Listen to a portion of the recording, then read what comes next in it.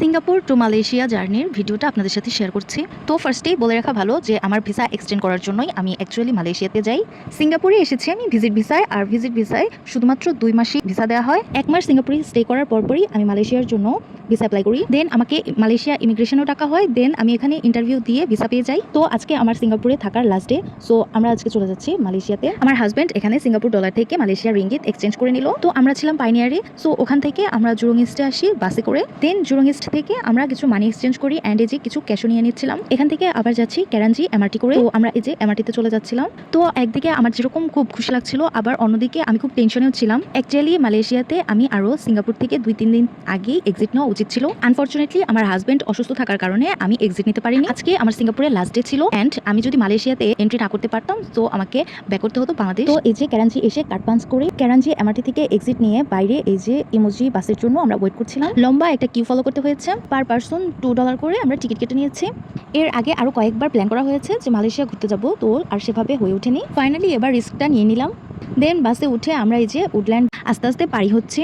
তো যেতে যেতে এনজয় করছিলাম, আবার টেনশনও হচ্ছিল অনেক।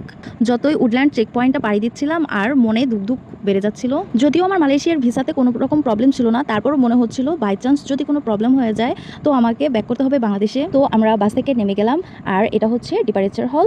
আমরা এখানে সিঙ্গাপুর থেকে এক্সিট নেওয়ার যেই ফর্মালিটিগুলো থাকে এগুলো করছিলাম। স্মুথলি এখানে এক্সিট নেওয়ার পর আমরা বের হয়ে গেলাম।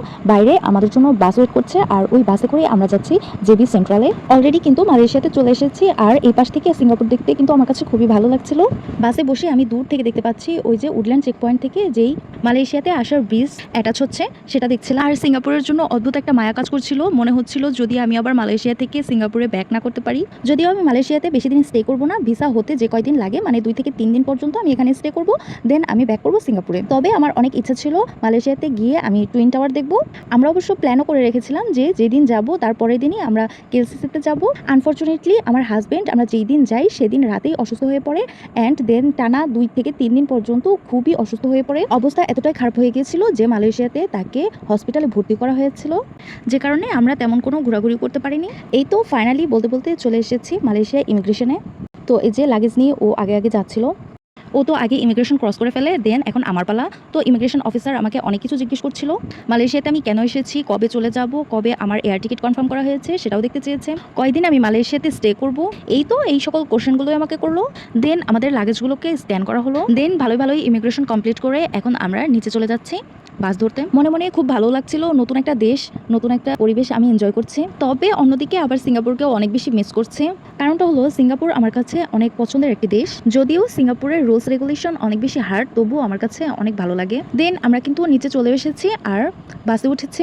এখন আমাদের গন্তব্যস্থল হচ্ছে লার্কিন বাস স্টপ। এই বাস স্টপ থেকে আমাদের 2জন আঙ্কেল আমাদেরকে রিসিভ করবে। ফাইনালি আমরা জেবিতে চলে এসেছি। আর মালয়েশিয়াতে আসার পর আমার জন্য কিন্তু আবারও সিঙ্গাপুরে ভিসা অ্যাপ্লাই করা হয়, আর আমরা এই জন্য ওয়েট করছিলাম। তবে মাত্র 4 রাত 5 দিন পর্যন্ত মালয়েশিয়াতে স্টে করেছে। মাত্র 3 দিন পর্যন্ত টাইম লেগেছে আমার ভিসা অ্যাপ্লাই করার পর অ্যাপ্রুভ হতে। দেন ভিসা পাওয়ার সাথে সাথে আমরা ওই দিনই আবার সিঙ্গাপুরে ব্যাক করি। দেন আবার 1 মাসের জন্য আমার ভিসা এক্সটেন্ড করা হয়।